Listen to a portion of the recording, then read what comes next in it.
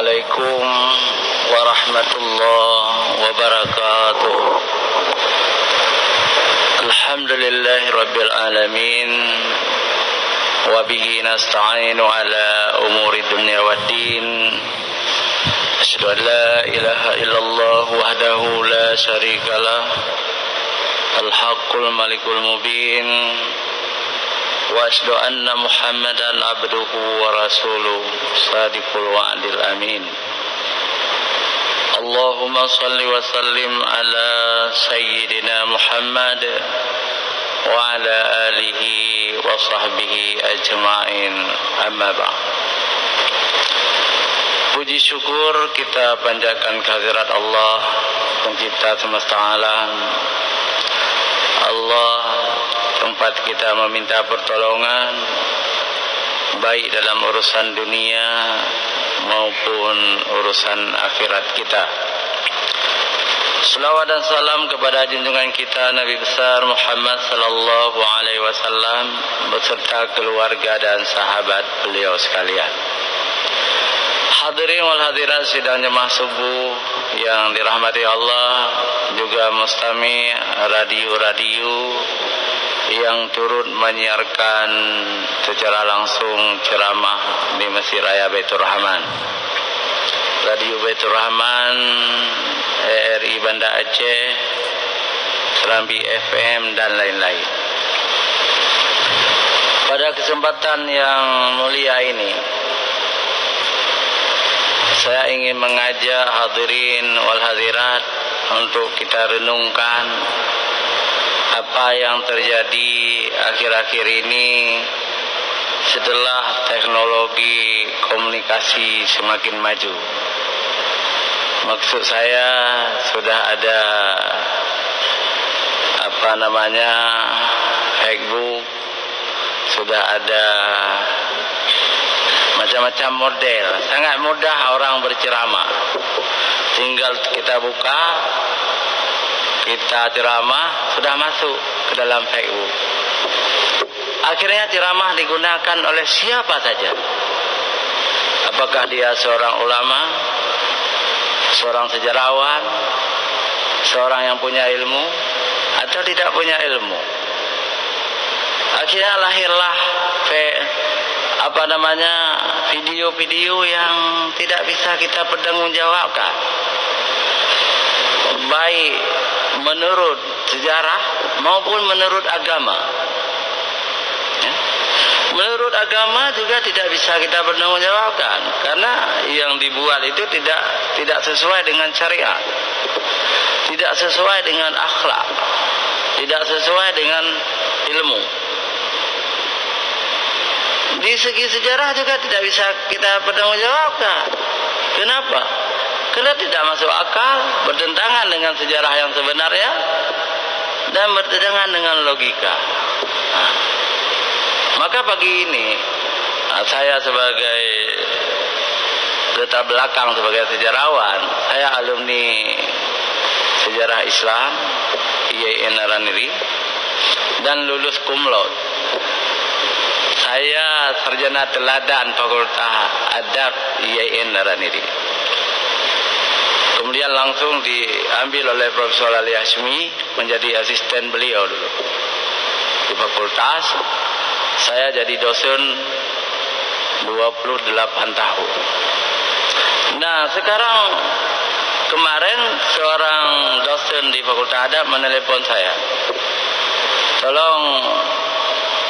Tolong gure pegah tengah-tengah bak masyarakat bahwa letak banyak sekali video-video sejarah yang bertentangan dengan sejarah, dengan ilmu kita. Jadi profesor ini disuruh bantah, tapi saya bilang susah juga saya bantah, karena tersinggung, marah orang-orang itu. Jadi kita bantah secara umum saja, kita bantah. Kita ingin katakan, di sini ada yang seleting dengan saya, alumni sejarah Islam, Ustadz Abu Bakar, itu satu leting kami. Jadi sejarah ini sekurang-kurangnya kita bagi 3. Ini menurut ilmu sejarah. Yang pertama, kalau kena waktu saya ceritakan itu mohon maaf, tidak sengaja. Yang pertama, sejarah sebagai sejarah. Tahukah umat Islam? Tahukah kita? Banyak yang tidak tahu. Sejarah sebagai sejarah. Yang kedua, sejarah sebagai ilmu. Yang ketiga, sejarah sebagai dongeng yang bisa kita bagi sebagai legenda, sebagai mite, fabel. Jadi sejarah sebagai dongeng itu tidak manfaat sama sekali, malah menyesatkan orang. Bisa menyesatkan generasi muda, bisa menyesatkan orang Islam. Kita butuh sejarah sebagai sejarah. Kita butuh sejarah sebagai ilmu. Kalau sejarah sebagai sejarah,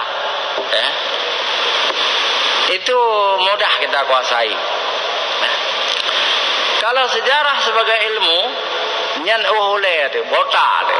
Itulah milik profesor-profesor, karena mereka meneliti, capek. Sejarah sebagai dongeng mendatangkan dosa kepada yang orang-orang cerita itu.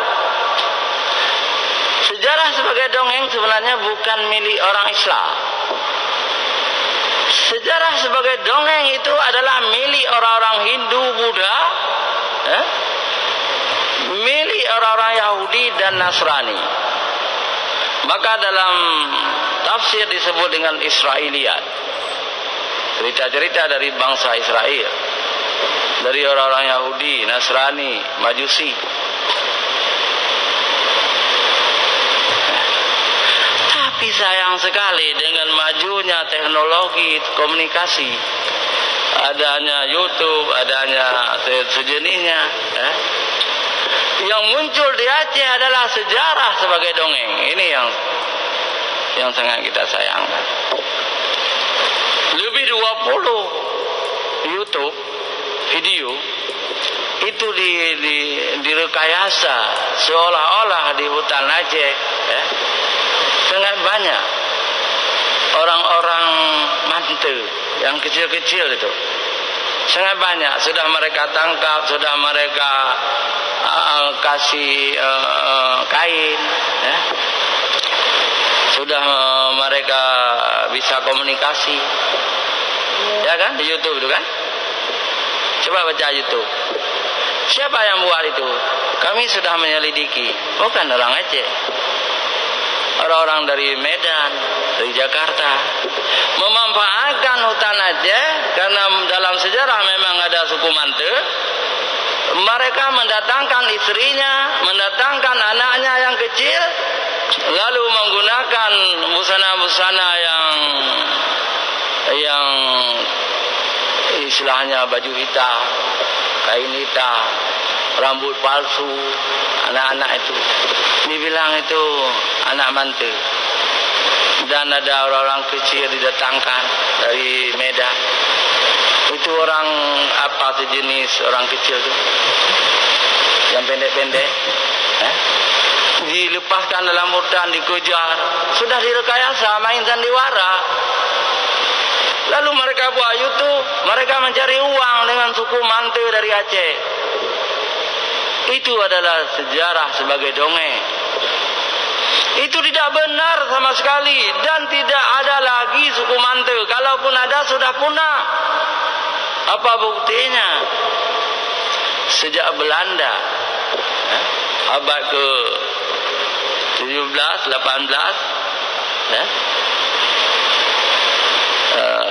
19, 20, sudah merdeka 75 tahun, tidak pernah ketemu, tidak ada. Hutan sudah kita kuasai. Kalau ada, kita kejar, kita tangkap. Karena mereka manusia, bisa kita ajak berbicara. Kemudian kita dakwahkan supaya mereka masuk Islam, karena mereka itu manusia. Manusia itu dinamis, manusia itu bisa maju. Orang-orang Kubu di Riau sudah maju, orang-orang Papua sudah maju. Orang-orang asli di Malaka sudah maju. Sudah dibuat rumah-rumah, sudah diberi. Aceh lebih mampu. Kalau ada orang Mante, akan kita masukkan dia Islam. Tetapi sejak abad ke-18, 19 sampai 20, 300 tahun, tidak satu orang pun kita dapat orang Mante. Tidak ada lagi.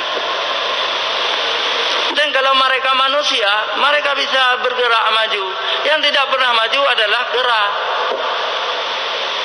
Yang tidak pernah berubah adalah sibit. Kalau orang Mante itu manusia, bisa kita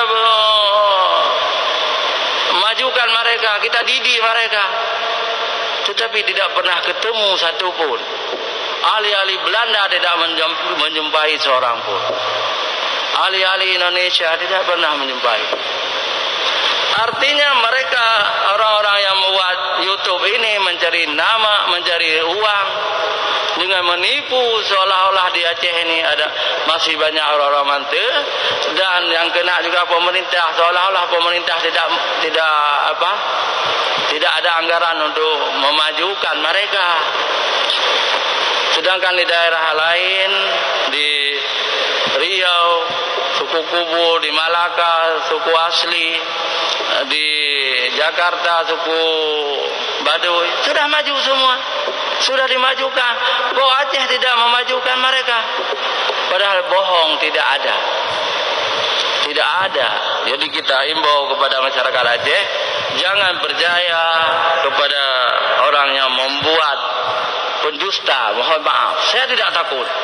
Kalian pendusta mencari uang dengan merekayasa suku Mante. Tidak ada. Kalau ada, ada Bapak Dr. Anwar Abu Bakar waktu beliau Gubernur Aceh, sudah memajukan, sudah memberi anggaran, kita tangkap mereka, kita bikin rumah, kita majukan mereka, kita sekolahkan mereka. Tetapi karena tidak ada, itu hanya dongeng, itu berbahaya bagi rakyat Aceh ke depan. Hadirin wal hadirat, itu sejarah sebagai dongeng, jangan percaya. Tetapi yang paling kita sesali lagi, ada juga sejarah sebagai dongeng yang dibuat oleh orang-orang maju. Sudah jadi ustaz, sudah jadi penceramah, walaupun penceramah pinggiran. Itu juga bahaya. Misalnya ada video, Gunung Selawah Agam, Selawah Ineng. Itu ditancapkan tongkat dari Ibnu Battuta. Syekh Ibnu Battuta dari Tangir, Maroko, datang ke Aceh, menancapkan tongkatnya jadi Gunung Selawah, Selawah Ineng, Selawah Agam. Itu bertentangan dengan akidah, bertentangan dengan ayat Quran. Dalam Al-Quran, waja'alnal jibala autada, kami jadikan gunung-gunung itu sebagai pasak. Yang menjadikan gunung adalah Allah Subhanahu wa ta'ala. Kapan? Sejak Allah menciptakan bumi dan langit. Allahu khalaqas samawati wal ardh wa ma bainahuma.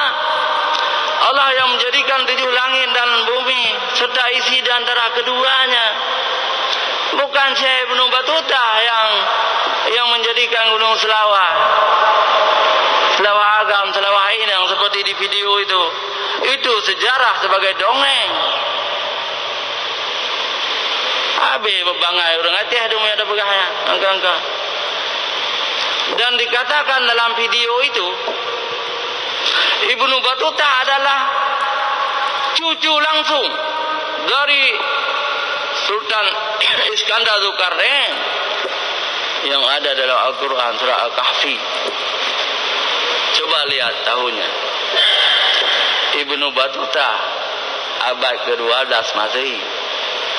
Abad ke-12 Masehi. Di zaman kerajaan Samudra Pasir, beliau datang menuju Cina, tapi singgah di Pasir. Itu Ibnu Battuta. Dan tidak pernah singgah di Aceh Besar. Kapan beliau menciptakan Gunung Selawak? Kapan? Tidak pernah singgah di Aceh Besar. Di mana kita baca? Dalam kitab Rihlah Ibnu Battuta di Sumatera. Perjalanannya Ibnu Battuta ke Sumatera. Tidak pernah singgah di Sabang, tidak pernah singgah di Aceh Besar. Tidak pernah singgah di Perla. Yang di Perla itu Marco Polo. Ibnu Battuta hanya singgah di Pasir 2 bulan. Kapan beliau menciptakan Gunung Selawak? Apakah beliau Tuhan? Tuhan yang bisa, Allah yang bisa menciptakan gunung. Masa Ibnu Battuta menciptakan gunung? Dan yang paling berbahaya lagi beredar dalam masyarakat, ya. Apalagi yang ceramah itu ustaz tengku gitu, ya. Yang berbahaya lagi adalah dikatakan cucu langsung dari Sultan Iskandar Dzulkarnain. Lihat Tahuja. Ibnu Battuta hidup abad ke-12 Masehi. Ya. Sedangkan Iskandar Dzulkarnain hidup setelah Nabi Musa. Antara Rasulullah Nabi Muhammad sallallahu alaihi wasallam dengan Nabi Musa 4.000 tahun atau 3.500 tahun. Masa ada manusia berusia 3.000 tahun? Apalagi Ibnu Battuta ini umat daripada Nabi Muhammad sallallahu alaihi wasallam. Jadi jelas itu dongeng yang tidak boleh kita percaya. Saya mengimbau ustaz yang membuat itu menarik kembali, membuang videonya itu, jangan menyesatkan generasi muda Aceh. Memang sejarawan itu terbagi dua. Ada sejarawan yang profesional karena dia itu membidangi sejarah, ya, di Unsyah ada, di IAIN ada. Tetapi ada amatiran, bukan sejarawan, ya, hanya dengar aja dongeng-dongeng, membuat video seolah-olah itu sejarah, padahal bertentangan dengan Al-Quran, bertentangan dengan hadis Nabi. Hadirin wal hadirat yang dirahmati Allah. Mana yang disebut sejarah sebagai sejarah? Sejarah sebagai sejarah itu seperti kaca, cermin, tempat kita berkaca. Bagaimana wajah kita di cermin, begitulah di bayangannya di dalam kaca. Artinya sejarah sebagai sejarah, apa yang terjadi itulah yang terjadi. Katakanlah di zaman Gubernur Anwar Abu Bakar terjadi tsunami. Terjadi tsunami di Aceh, gempa besar dan tsunami. Lalu datang orang-orang barat, orang Islam, orang kafir, membangun Aceh, memberi bantuan. Lalu berjalan orang membangun. Itu sejarah sebagai sejarah, sebuah fakta. Sebuah fakta yang luar biasa. Kalau kita padukan sejarah sebagai ilmu, itu lebih hebat lagi. Kenapa terjadi gempa? Kan gitu. Kenapa terjadi banjir? Lalu ilmuwan mengungkapkan terjadi gempa karena patah lempeng bumi di Sumatera. Lempeng bumi itu sangat panjang, mulai dari Sumatera sampai ke Australia. Itu sejarah sebagai ilmu. Itu ahlinya yang tahu. Profesor Dr. Abdullah Sani, putra Aceh, dosen ITB, itu ahlinya. Sejarah sebagai ilmu. Kenapa terjadi air laut naik ke darat? Rupanya ketika patah lempeng bumi, jadi air laut masuk ke dalam lubang yang sangat besar lempeng bumi. Lalu air laut dari atas itu berjalan lebih tajam dari barat atau dari utara. Jadi tidak sempat masuk ke sana. Yang masuk ke sana masuk, tetapi yang lebih dia meluap ke darat. Meluap ke darat, menelan pantai-pantai. Tetapi kemudian ditarik kembali ke lubang itu, air laut juga surut. Itu kajian sejarah sebagai ilmu. Sejarah sebagai sejarah silakan belajar, itu juga bagus. Sejarah sebagai ilmu lebih bagus lagi. Tapi sejarah sebagai dongeng merugikan generasi yang akan datang. Dalam Islam, sejarah sebagai dongeng itu sangat banyak. Sampai kepada Rasulullah pun didongengkan. Rasulullah didongengkan oleh sejarawan-sejarawan dongeng, pendongeng yang tidak bertanggung jawab. Contoh apa? Misalnya di dalam kitab Raja-Raja Pasir, pernah Anda belajar? Dalam sejarah Raja-Raja Pasir itu dikatakan, kalau mimpi lain, kalau cerita lain. Kalau mimpi sesuatu yang wajar, walaupun salah-salah itu biasa. Tapi katanya bukan mimpi, bukan mimpi ini. Jadi Rasulullah hidup, pergi ke pasir. Coba masuk akal ini? Rasulullah sudah wafat. Apakah Rasulullah dihidupkan lagi? Tidak. Dalam syariat tidak dihidupkan lagi. Memang Rasulullah ada hadis-hadis di dalam kuburnya. Kalau kita ke Madinah, kita beri salam, beliau menjawab salam kita. Itu dalam makna lain, dalam makna spiritual. Tetapi kalau Rasulullah bangkit kembali dengan fisiknya lalu pergi ke Aceh, itu dongeng, tidak benar. Jadi dikatakan dalam cerita Raja-Raja Pasir itu, Rasulullah Muhammad sallallahu alaihi wasallam datang ke pasir. Sampai di pasir, dia menemukan seorang yang paling baik akhlaknya, seorang yang ganteng luar biasa, raja dia, pengikut, orang-orang mengikuti dia, tapi belum Islam. Namanya Murahsilu. Lalu Rasulullah berdakwah kepada dia, kamu harus masuk Islam, ikuti agama saya. Apakah kamu mau masuk Islam? Kalau kamu mau masuk Islam, semua rakyat kamu akan akan mengikutimu. Dan Allah akan memberi namamu yang abadi, terkenal. Kata Murahsilu, saya mau. Kalau mau ucapkan asyhadu an la ilaha illallah wa asyhadu anna Muhammadar Rasulullah. Aku naik saksi tidak ada Tuhan selain Allah dan Nabi Muhammad Rasulullah. Murahsilu itu mengikuti. Artinya dia sudah jadi muslim, sudah jadi orang Islam. Kemudian membuka mulutmu. Lalu Murahsilu itu membuka mulutnya. Lalu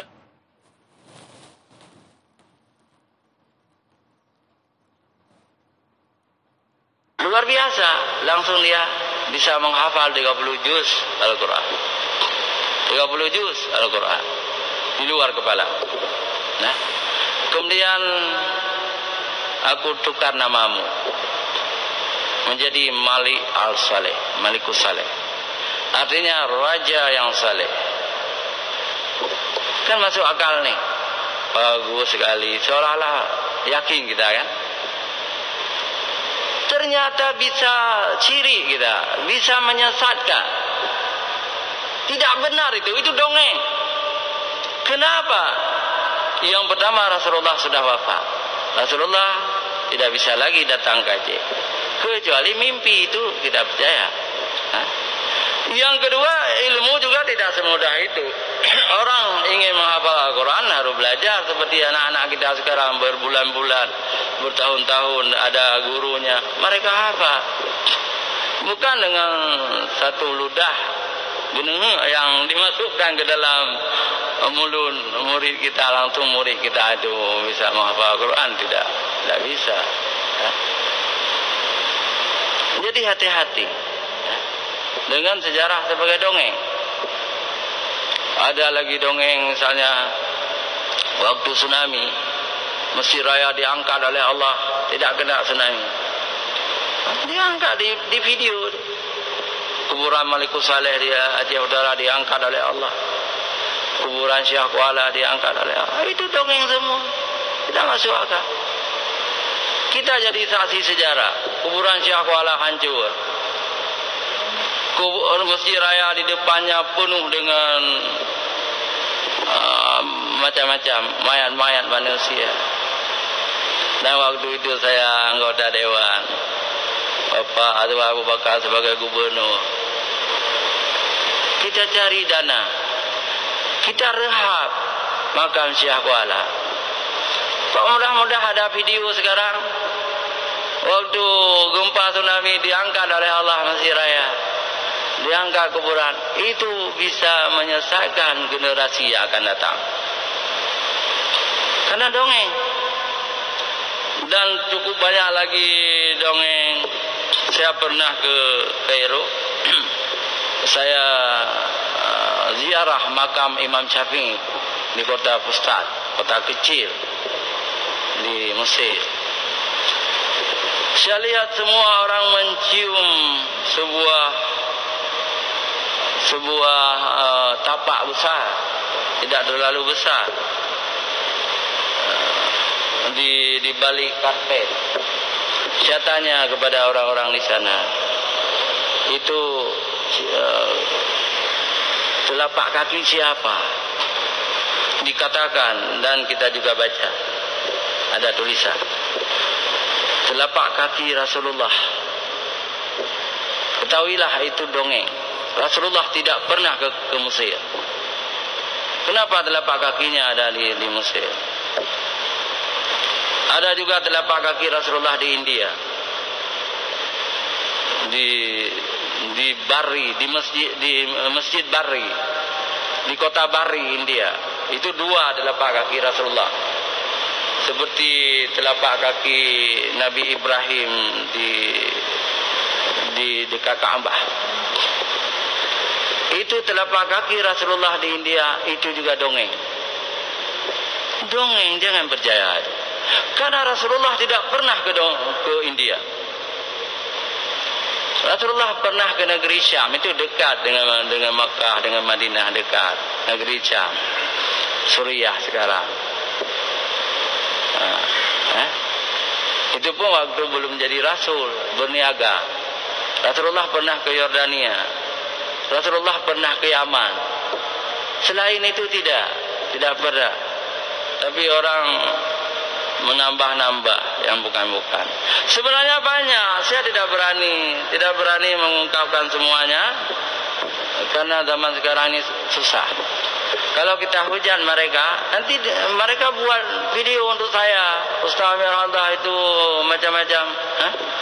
Tidak benar, harus dipecat dari Mesir Raya. Jadi inilah kebebasan. Orang bisa membantah apa yang kita betulkan. Maka kita takut dalam hal ini. Tapi masyarakat sejarah kemarin, Dr. Randus Nabhani AS meminta saya supaya mengklarifikasi, supaya membantah video-video yang menyesatkan orang Aceh ini. Jadi semua kita wajib belajar sejarah. Apalagi Al-Quranul Karim, banyak sekali sejarah di dalamnya. Memang sejarah Al-Quran itu tidak bisa dibawa kepada sejarah umum, tidak bisa dibawa dengan sejarah dunia, sejarah Indonesia, sejarah Aceh. Kenapa? Karena sejarah dalam Al-Quran itu dari Allah. Tidak bisa dilogikakan. Itu di dalamnya terkandung mukjizat kepada para nabi, kepada para rasul. Misalnya Ibrahim tidak terbakar karena api itu sudah tidak bisa membakar Rasulullah. Kemudian Nabi Musa pernah memukul batu keluar air. Itu mukjizat semuanya. Nabi Isa menghidupkan orang mati. Memang sejarah, tetapi sejarah yang tidak bisa disejarahkan, karena itu wahyu Allah. Nabi Muhammad pernah Isra Mi'raj. Sejarah, tapi tidak bisa disejarahkan, tidak bisa diilmukan. Tetapi itu bukan dongeng. Itu adalah wahyu Allah, bukan dongeng. Selain kepada Rasulullah, kalau ada cerita-cerita itu harus dipertanyakan. Oh, ada guru saya hari Jumat salat di Masjidil Haram. Pertanyakan dulu, apakah benar? Karena ada ulama yang dituduh salat di Masjidil Haram, kemudian berkenalan dengan saya.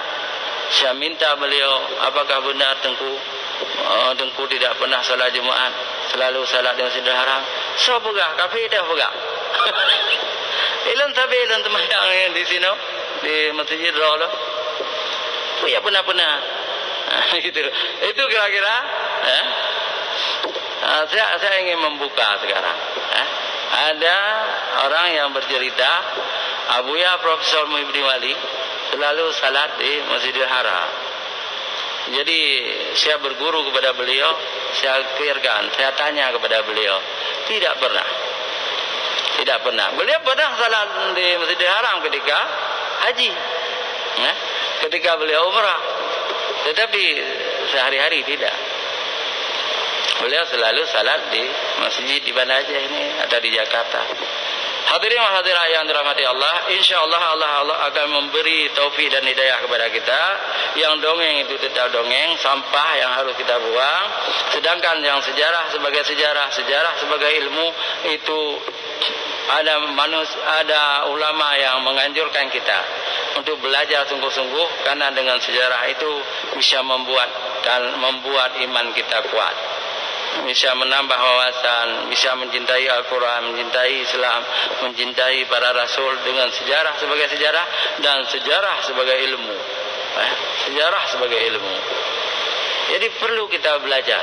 Tapi sejarah sebagai dongeng, belajar boleh untuk sekedar kita tahu. Tapi jangan percaya sama sekali, bisa merusak iman kita. Demikian, hadanallahu iyyakum ajma'in. Wassalamualaikum warahmatullahi wabarakatuh.